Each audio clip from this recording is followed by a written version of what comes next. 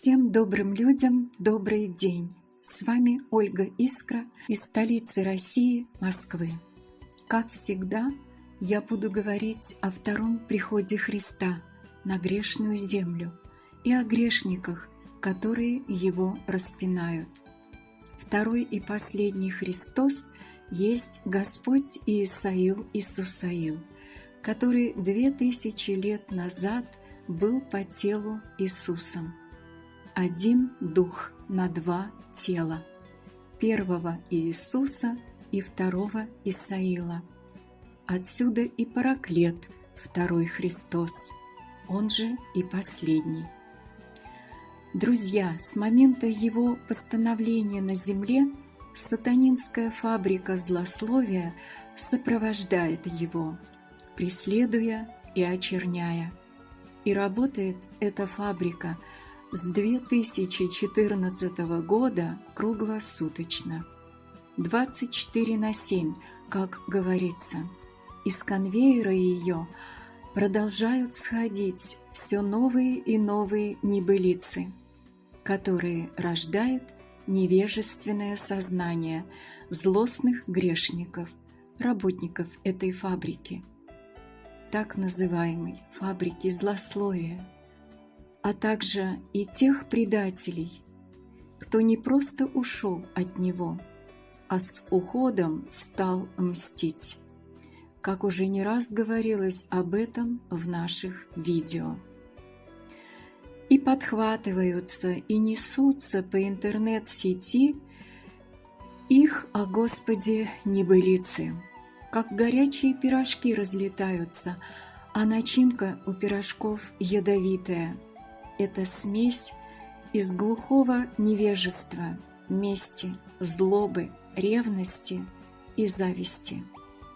Как говорится, какие сами повара, такова и начинка их стряпни. И многие уже отравились, наевшись, не разобравшись. И сами же повара свои пироги смакуют и распаляют свою, пустившуюся в безумный пляс ненависть, и сами же своею ненавистью и травятся, и не ведают о злом смехе бесов над собой, у которых они просто марионетки в руках. Вот о таких поварятах это видео сегодня. Про новую начинку их стряпни будет сказано и разоблачено. А новая их начинка есть о том, что якобы Господь Иисусаил Христос, чтобы переродиться из жены в мужа, делал инъекции тестостерона. Это такой стероидный мужской половой гормон. Ну, то есть они, клеветники, получается, хоть и косвенно, но вполне недвусмысленно утверждают, намекают, что не исполнилось пророчество о том, что Бог создаст в конце времен что-то новое, доселе невиданное, небывалое, что жена спасет мужа, вытянет его из себя, и таким будет перерождение ее в мужа. Ну, то есть, что Исаил – это не тот Христос, это не про него, и не Господь, значит, он. Вот до чего клеветники докатились, договорились в их злобе и ненависти к нему. Да, друзья, мы живем в материи, где правит Бал, князь мира сего, и его главнейшая задача с 2014 года открытия миру второго пришествия Христа во плоти, вот с этого года всячески опровергать любыми средствами и методами, не допускать признания человечеством величайшего события вселенского масштаба, которое оно, человечество, ждало 2000 лет. И рогатый князь старается и набирает и пополняет свое черное воинство, ибо знает о предреченной ему близкой и неизбежной кончине. В его армии есть и вышки, высшие чины, генералы, есть и мелкие сошки, солдаты-поварята, собирающие гниль траву, сорняк, то бишь клевету и выдумки, для их ядовитой стрепни, на кухне этой фабрики злословия, которой они потом сытно кормят всех невежественных. Как уже говорилось ранее, мы больше не будем переходить на личности и называть в наших видео этих грешников-предателей, христовых судей, христовых прокуроров. Не будем называть по их человеческим именам, хотя прекрасно их знаем, ибо среди нас они. И как уже и другое говорилось ранее, не осуждение их идет с нашей стороны, а опровержение клеветы, которую они стряпают.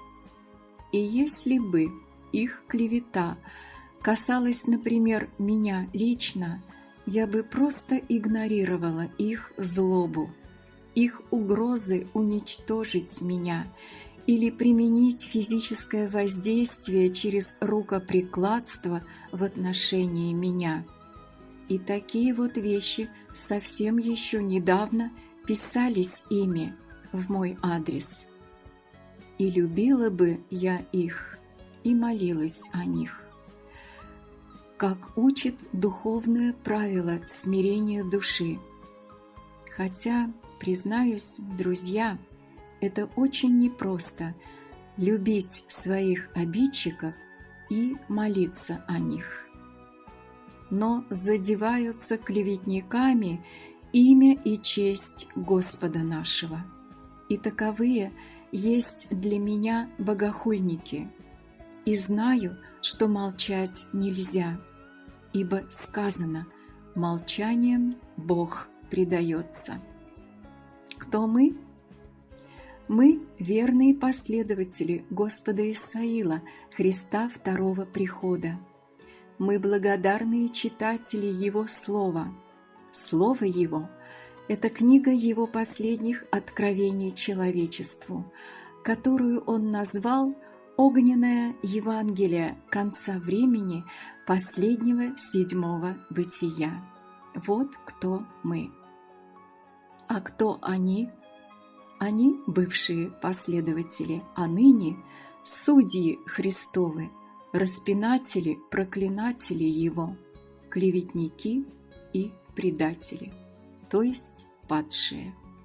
Как и те самые падшие, которые предали когда-то Бога и были низвергнуты с небес на землю во главе со своим предводителем, ставшим князем этой земли, мира сего, материального.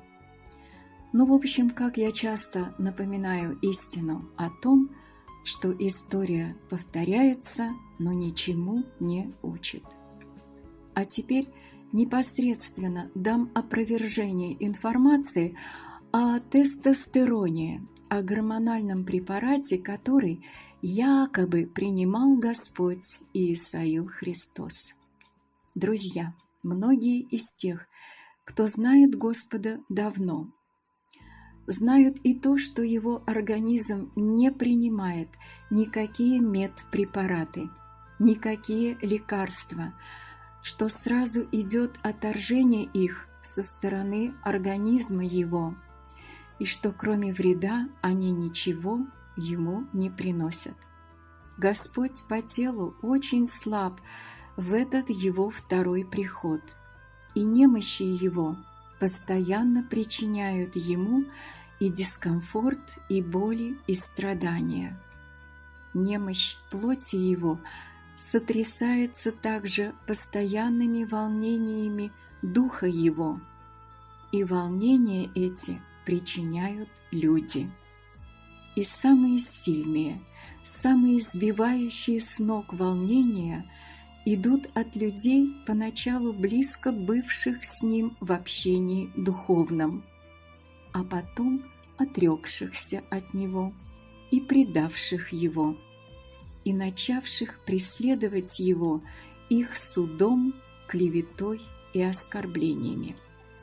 Поэтому вы, истинные друзья его, верные ученики и последователи, вы, кто из милосердия и сострадания вашего иногда пишет и советует Господу разные народные средства для облегчения его состояния, средства и методы народной медицины, которые вполне хороши.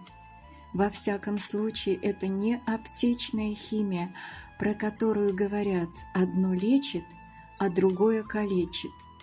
Вот вам всем спасибо за вашу заботу о Господе нашем, за ваши переживания, доброту вашу и сердечность, за ваше участие в Его нелегкой жизни здесь, на земле. Сказать просто, что она у Него нелегкая, это ничего не сказать.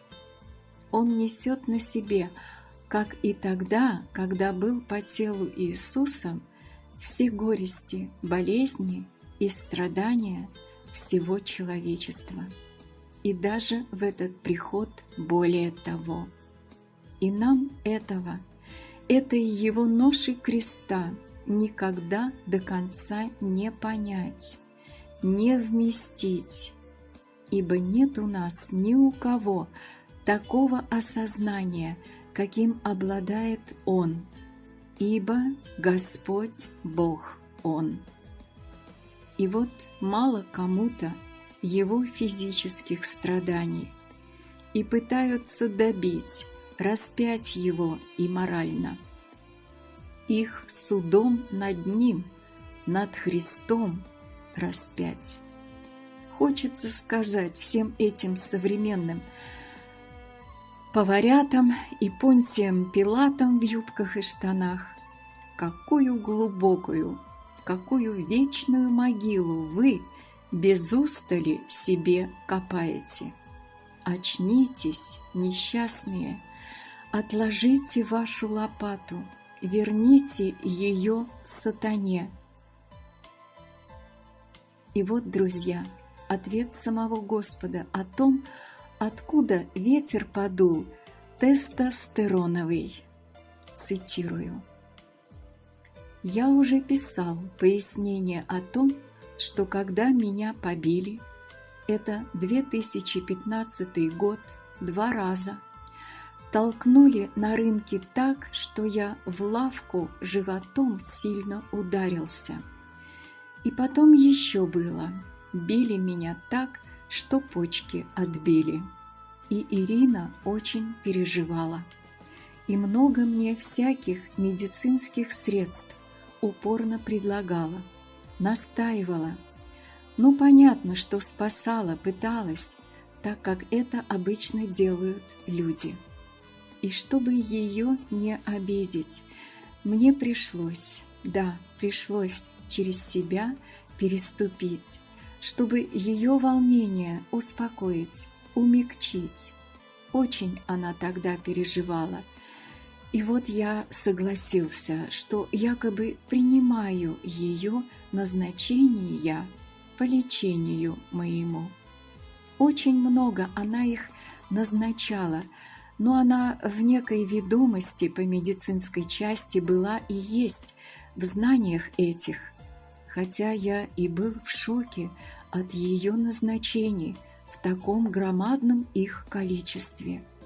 Ибо Ирина переживала за меня, понимаю, и как я ей поначалу не говорил, что мне нельзя принимать ничего из медицинских препаратов, она и соглашалась вроде, но все равно и настаивала на своем.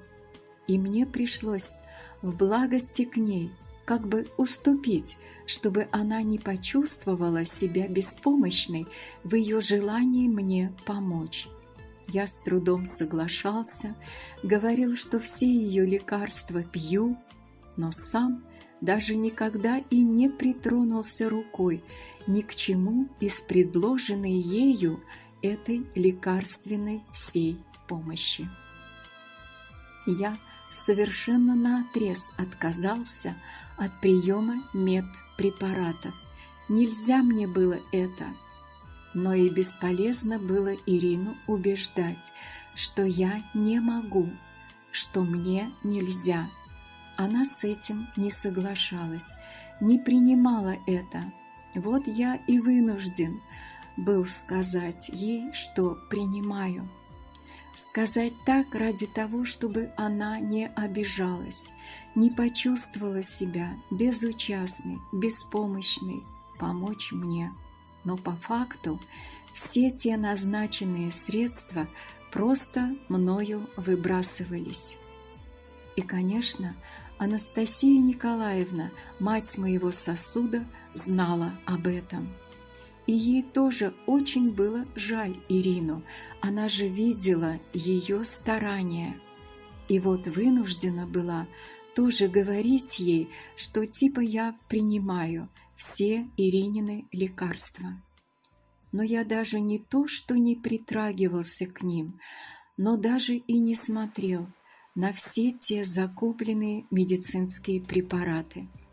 Да, я наивен и как дитя, но я не хотел обидеть Ирину, повторяю, хотя и многое она и после об этом знала, что я отказывался от приема препаратов, отказывался от них ей в открытую, даже когда мне совсем было плохо. Я ничего за все года не принял ни единой таблетки и даже мизерной их доли. Вообще все это в ноль для меня. И где-то Ирина и понимала тоже меня в этом, но и двояко как бы относилась. И воистину я и до сего дня не могу и не принимал и не принимаю ничего, кроме полтаблетки цитрамона от головной боли, когда она очень сильная, но это очень редко. В основном терплю боль. И вот по приезду, от чего я был тогда шокирован, Ирина мне открыла, сказала о каком-то тестостероне. Я вообще не знал, что это такое. А было это в 2015 году. Она говорила, что, мол, это просто типа витамин, чтобы сила была в теле. А то я слишком хлипкий был и после пережитых побоев. И, конечно, в этом я также отказался. Зачем оно мне нужно было? Ирина же раз от разу мне о нем говорила, что этот препарат, тестостерон, мне силы придаст. Я же наотрез отказывался. И так как этот разговор то переставал быть, то снова поднимался, она напоминала, потом прекратила об этом говорить, ибо поняла, что бесполезно меня уговаривать. И все. И вот вдруг в эти дни Настя Анастасия, ее дочь, такое сейчас пишет, что я якобы этот тестостерон принимал, да еще она и свидетелем была, при ней якобы это было. Ну, это уже вообще. Это полная война против меня Христа пошла. Да и маму свою она, получается, тоже этим задевает, этой ложью. И зачем же так клеветать? Хотя бы немного призадумалась, что она Господа такой клеветой унижает, и не только меня. А каково же там ей будет потом? Каков ее ответ будет там? Нехорошо это, очень нехорошо со стороны. Много не буду я на эту тему расписывать, ибо знаю, что тот, кто верит, видит меня и внутрь в себя, тот не позволит себе меня потерять и потерять свое спасение. Тот знает, что я, Господь, есть во всем чистый, верный и истинный агнец, их Спаситель. А тот, кто хочет грешить, ну грешите дальше, сами себя оскверняйте. А кто хочет освящаться, тот да освящается и не слушает никакой клеветы на Христа Парусию, на меня. Это есть война лютого, а он способен на всякий негатив, всякую клевету пускать, лишь бы сломать меня, отвести людей от меня. Но он уже проиграл. Скоро уже будет. Очень неожиданно рай поднимется, рассвет мой от меня, и будет тем по заслугам их, тем, кто строил козни против меня, Господа. Бог за таковых падших будет очень рыдать. Суд будет. Свет мой взойдет очень неожиданно, дети мои, и не тогда, когда ждете. И это есть ваше испытание. Было и есть оно, и продолжается. Знайте это. Ну вот и все. И я простил вам, пока вы здесь. Прошу, поднимитесь снова на крышу, бросьте вашу одежду, суету эту вашу и хаос, и ваши негативы. Успейте подняться и спастись. И оставьте ваши всякие недоразумения, обиды и все прочее, что есть грех. Я жду.